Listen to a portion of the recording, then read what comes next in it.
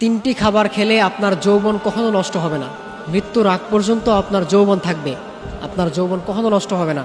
আমাদের মধ্যে অনেকেই আছেন, দেখা যায় যুবক মানুষ, তার বয়স হচ্ছে 15 বছর 20 বছর, কিন্তু দেখা যায় সে খুবই দুর্বল, মানে সেই জন্য চলতেই পারে না, তার চলতে মনে হয় কষ্ট হয় খুব, মানে তাকে দেখে খুব নাজেহাল একটা অবস্থা, মানে তার দেহের যে অবস্থা দেখে খুব খারাপ লাগে। এই জন্যে আপনি যদি তিনটি খাবার খেতে পারেন তাহলে আপনার শরীর স্ট্রং থাকবে, আপনার দেহে আলাদা একটা শক্তি থাকবে, আপনার শরীরে এনার্জি থাকবে, আপনি কখনো আপনার দুর্বল ফিল হবে না। তার মধ্যে নাম্বার 1 যেটা, সেটা হচ্ছে আপনি নাভিস খাবেন। নাভিস হচ্ছে অর্থাৎ আপনার এটা খেজুর দিয়ে তৈরি করা হয়। আপনি যখন রাতে ঘুমোতে যান তখন আপনি কিছু খেজুর নিয়ে আপনি ওই খেজুরের যে বীজগুলো আছে সেগুলো আপনি আলাদা করে ফেলে ওই খেজুরগুলোকে আপনি টুকরো টুকরো করে আপনি ওটা পানিতে ভিজিয়ে রাখবেন।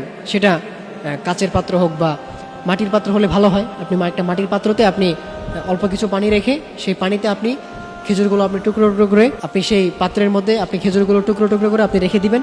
রেখে আপনি যখন রাতে ঘুমোতে যান ওই সময় আপনি রেখে দিবেন। রেখে এরপর আপনি যখন ফজরের সময় আপনি যখন নামাজ পড়তে ওঠেন, আপনি যখন নামাজ পড়ে এরপর আপনি ওই খেজুর সহ আপনি ওই পানি সহ আপনি খেয়ে ফেলবেন। এটা যদি আপনি কন্টিনিউ করতে পারেন তাহলে মৃত্যুর আগ পর্যন্ত আপনার যৌবন থাকবে, আপনার যৌবন কখনো নষ্ট হবে না, আপনার শরীরে এনার্জি থাকবে, আপনার শরীর স্ট্রং থাকবে, আপনি সবসময় সুস্থ থাকবেন, আপনি কখনো অসুস্থ হবেন না। এটা হচ্ছে নাম্বার 1। নাম্বার 2 যেটা, সেটা হচ্ছে আপনি কিশমিশ খাবেন।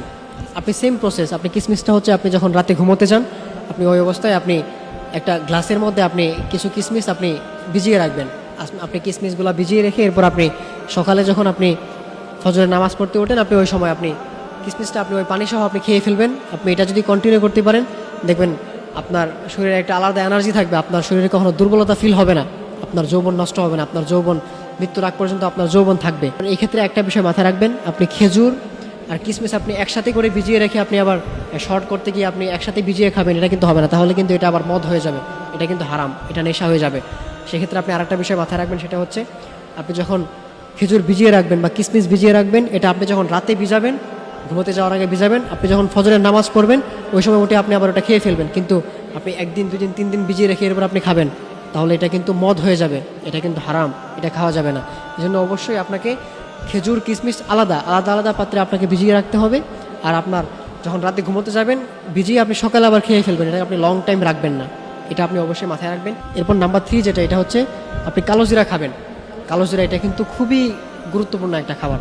আল্লাহ হাবিব সাল্লাল্লাহু আলাইহি ওয়াসাল্লাম জানিয়েছেন কালো জিরা এটা এত গুরুত্বপূর্ণ একটা খাবার, কোনো ব্যক্তি যদি কন্টিনিউ কালো জিরা খেতে পারে তাহলে মৃত্যু ব্যতীত সকল রোগের ওষুধ হচ্ছে এই কালো জিরা। আপনি যদি কন্টিনিউ কালো জিরা খেতে পারেন তাহলে মৃত্যু ব্যতীত সকল রোগ থেকে